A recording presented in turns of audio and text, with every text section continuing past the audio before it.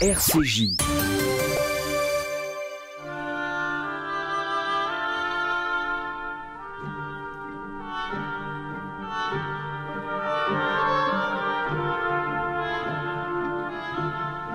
De l'escalier, une émission d'Elisabeth Lévy avec Alain Finkielkraut. Bonjour à tous, bonjour Alain Finkielkraut. Bonjour Elisabeth. C'était il y a 2 mois. Adoubé par le peuple de droite en lui promettant du sang et des larmes, François Fillon était le favori de la course à l'Élysée. Aujourd'hui, un siècle plus tard, ses partisans se déchirent, ses rivaux complotent, ses adversaires se délectent et, à en croire un sondage, 2 Français sur 3 souhaiteraient qu'il retire sa candidature. Il faut dire que depuis le début du Penelope Gate le 24 janvier, ce sont 100% des journalistes qui tambourinent sur le mode de la profil ne doit pas tenir. C'est ainsi, dès qu'il est question de morale, l'humeur populaire et celle des journalistes convergent, tous communiant dans ce robespierrisme démocratique que l'on appelle transparence. Vous nous direz, Alain Finkielkraut, si vous pensez vous aussi que César, sa femme et ses enfants doivent et peuvent être irréprochables, ou si vous faites partie de la coupable minorité qui confesse une certaine indulgence pour les faiblesses humaines. Nous quitterons ensuite le jeu de massacre doublé d'un film à suspense qu'est notre présidentielle pour nous intéresser à un autre personnage qui prend à rebrousse-poil ceux qui étaient prêts à lui pardonner son style déplorable et fait dans le fond peut-être le jeu de ses adversaires. Je parle du président Trump et notamment de son décret anti-immigré. Mais commençons, Alain Finkielkraut, par le Penelope Gate, qui n'est en réalité que l'une des affaires qui ternissent, et le mot est faible, la candidature de François Fillon. Donc je ne vais pas faire la liste. Je rappelle juste que le 24 janvier, Le Canard a révélé que Penelope Fillon avait été salariée comme assistante parlementaire pendant 8 ans, des sommes se montant à près d'1 million d'euros, si on comprend bien.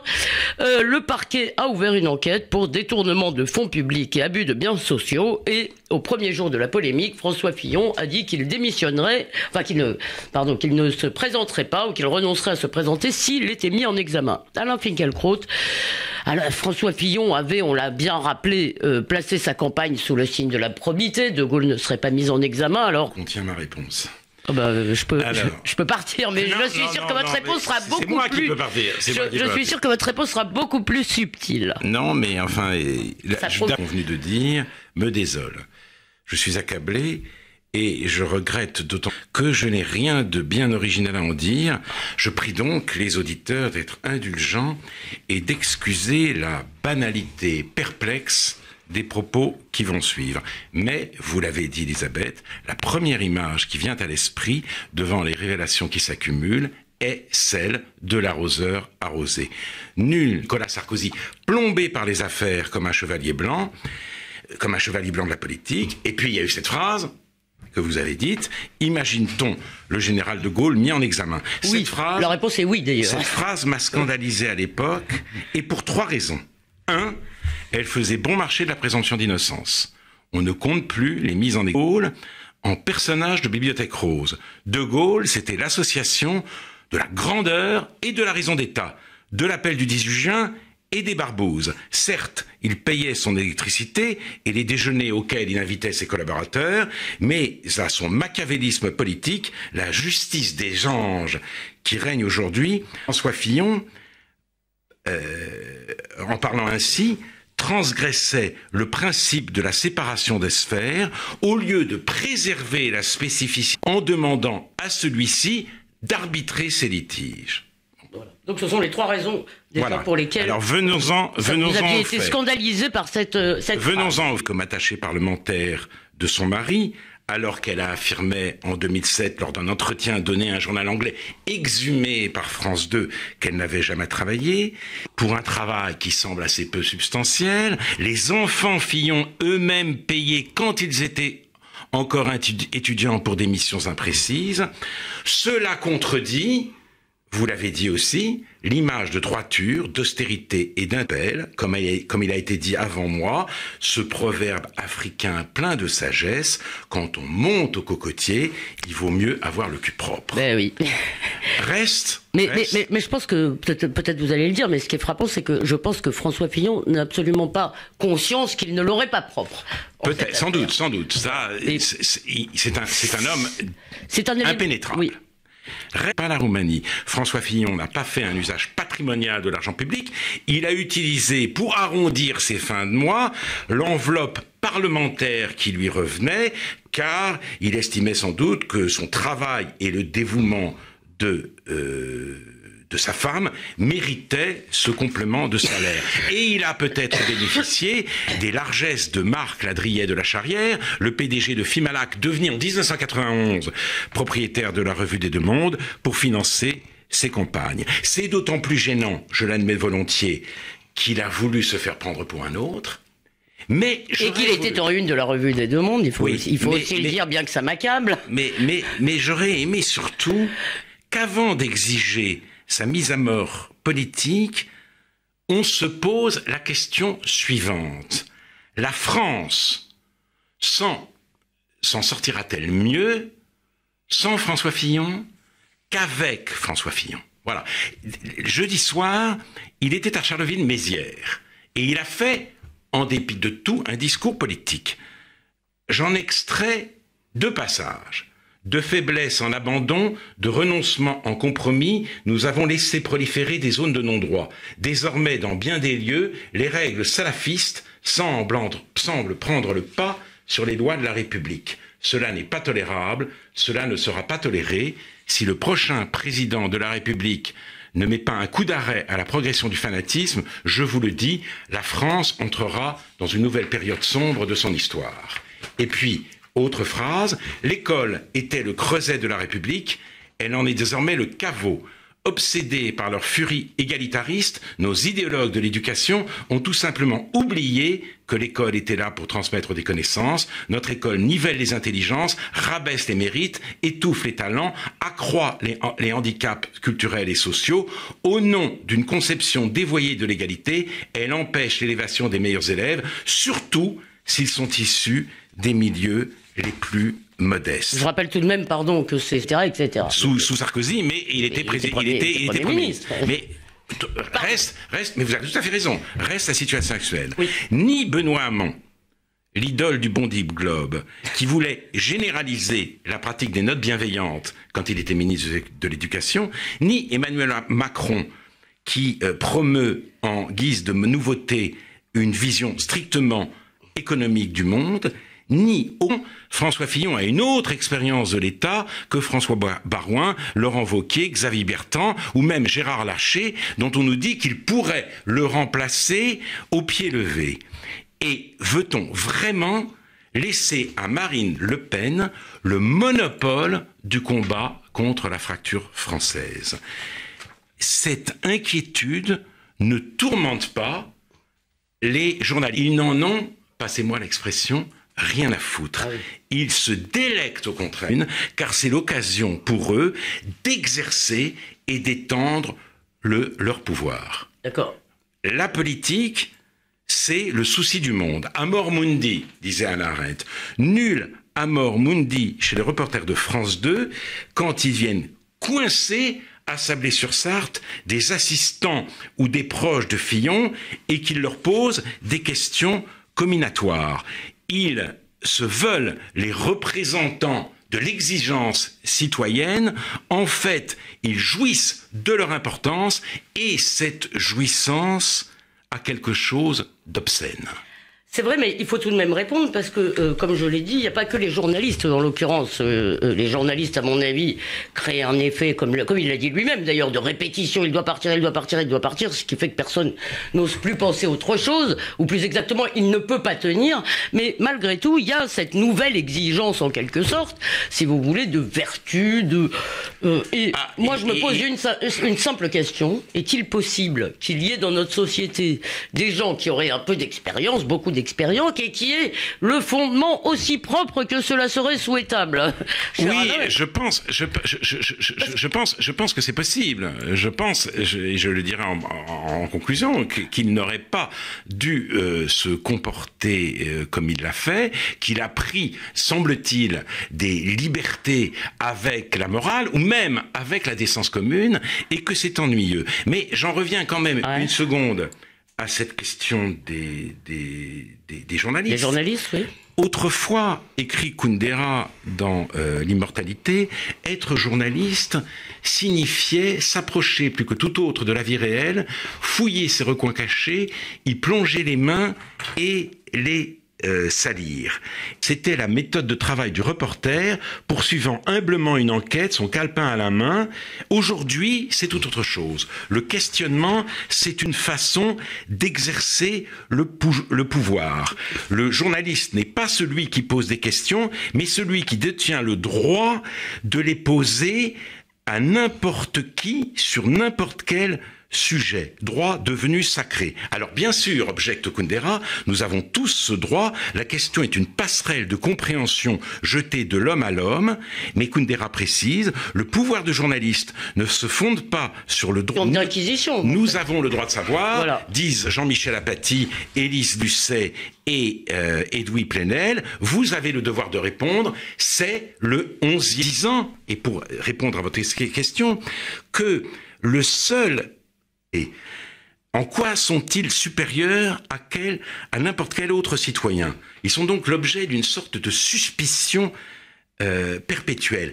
Et on envie l'élection par le tirage au sort. Tirage au sort de sénateurs, tirage au sort de députés. C'est-à-dire parmi tous ces pourris, de toute façon, parmi tous les citoyens.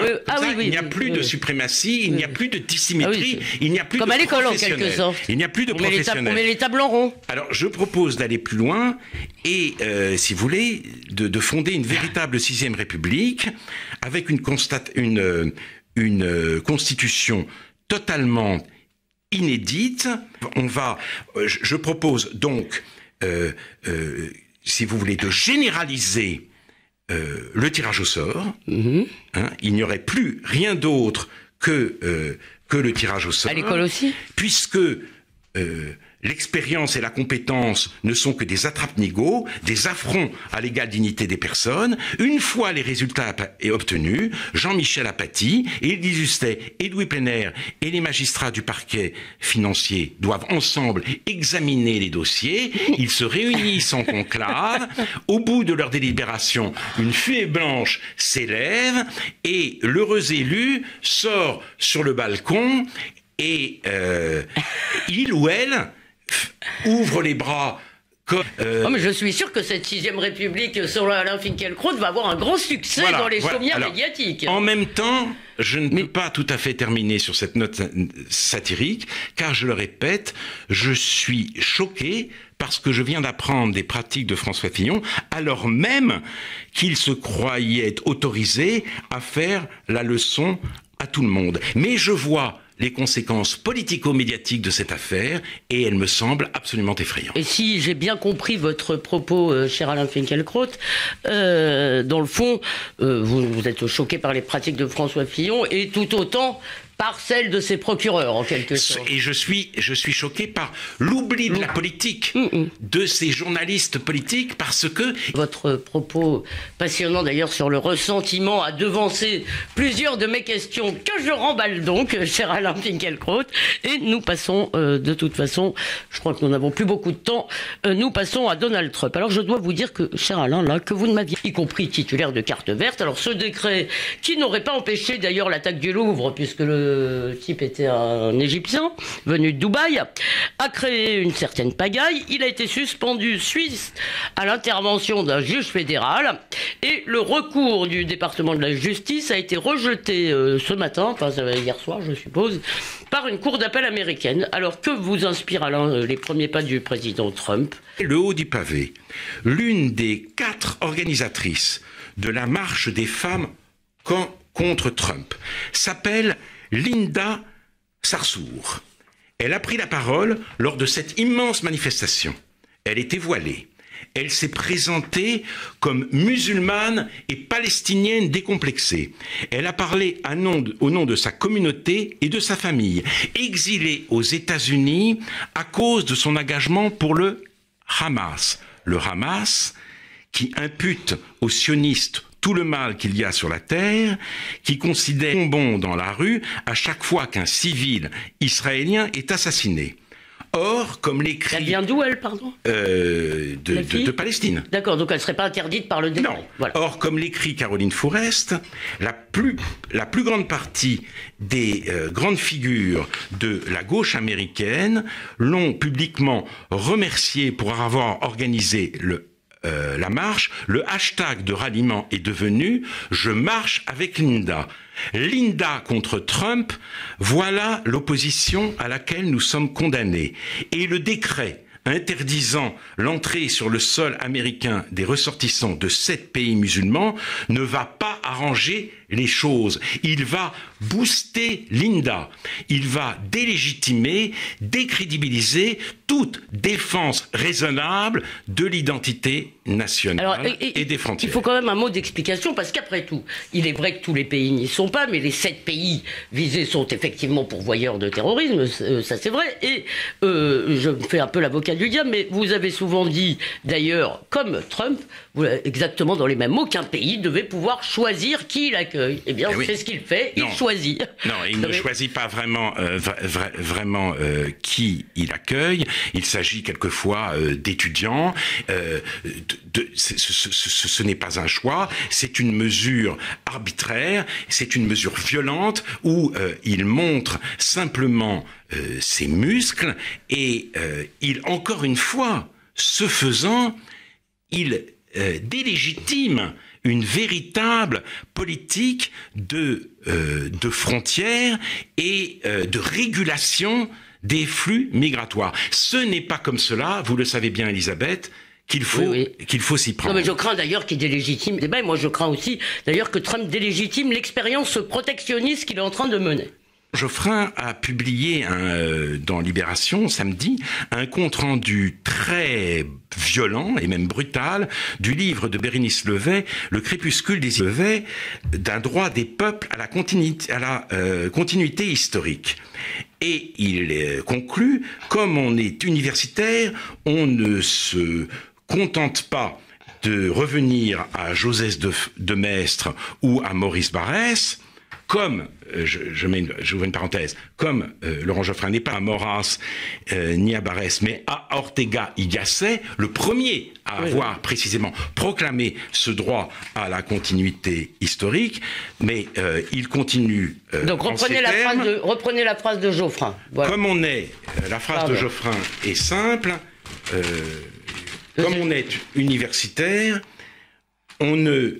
on se contente pour l'instant de revenir à Joseph de Maistre et à Maurice Barrès, on part d'un discours plus ou moins savant et philosophique, mais on ne fait que délayer sous une forme polie les tweets de Donald Trump. Nous y sommes, nous y sommes. Et ça c'est très intéressant parce que les tweets de Trump... qu'est-ce que c'est les tweets de Trump? Eh bien, ces tweets font de lui non le repris alternatif, c'est l'apport d'Internet à notre existence collective, et voici ces faits alternatifs installés à la Maison Blanche. Et j'ajoute, en compte était bon, car la fachosphère ne me pardonne pas d'avoir dit de trumpiser par la gauchosphère, parce que bien entendu, Laurent Geoffrin profite de cet article pour remettre en circulation sa liste noire, Finkielkraut, Le Goff, Zemmour, Muret, Houellebecq, les 5 mousses. Qu'on voit tout le temps dans les médias, quand même. Et qu'on voit tout le temps dans les médias, notamment Philippe Muret. Bien sûr. Comme Libé a quitté la scène en ces termes, laisse béton. Alors,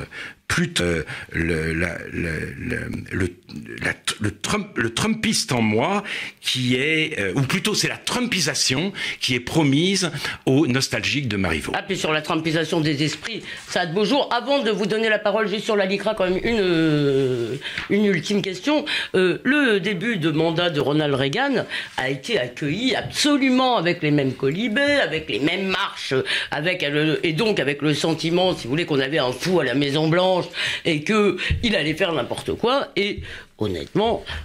ça n'a pas été le cas, mais il avait été gouverneur de la Californie, il a mieux su s'entourer que Donald Trump et rendre le nouveau locataire de la Maison Blanche. Bon, de toute façon, quoi qu'il arrive, pour vous, cher Alain Finkielkraut, ce sera donc camp de travail à régime sévère, puisque vous voilà... Trumpisé. trumpisé, mais aussi, je veux dire, comme vous l'avez traité de gros con. Ah oui, pour moi l'avenir est sombre. Et la gauchosphère, voilà. Et la... Comptez bon, voilà. Et vous aviez, je suis sûr que Jonathan Sixou, notre ami Jonathan, ne nous en voudra pas de lui voler une minuscule petite minute, merci Jonathan, pour un petit droit de suite sur l'affaire Licra. Je vous laisse tout faire, le résumé, la presse. Intenté à Georges Bensoussan et du fait que la Licra s'était associée au MRAP, à la Ligue des droits de l'homme et au collectif contre l'islamophobie en France au mois d'octobre 2015. Et Jacques Bojwitz, permettez-moi de faire un peu de pub, a aussi répondu sur Causeur. Alors, voilà. Pour répondre justement à ceux qui l'accusent de connivence avec le collectif contre l'islamophobie en France, Alain Jakubowicz dit que c'est le parquet qui a engagé les poursuites et qu'il lui paraissait impossible de ne pas suivre le parquet. Ah bon ? Le parquet est saisi par la folie idéologique du politiquement correct comme Monsieur Le Troadec par la débauche. Et il faudrait que la Licra s'aligne. La vérité est que la direction actuelle a mrapisé la Licra. Donc les choses sont claires. Soit la direction, je veux dire l'orientation actuelle de la Licra change, soit la Licra n'a plus aucune raison d'être. Car s'il y a une chose dont la France contemporaine n'a pas besoin, c'est de deux MRAP. Voilà, c'est tout ce que j'ai à dire sur cette question. Très bien. Bon, eh bien, je pense que voilà qui clôt l'affaire très provisoirement. Merci beaucoup, cher Alain Finkielkraut, de nous faire sortir par le haut des plus épineuses questions. En attendant dimanche prochain, on peut vous lire dans Causeur qui est disponible en kiosque. On peut aussi réécouter cette émission sur causeur.fr et radio rcj.info et chaque dimanche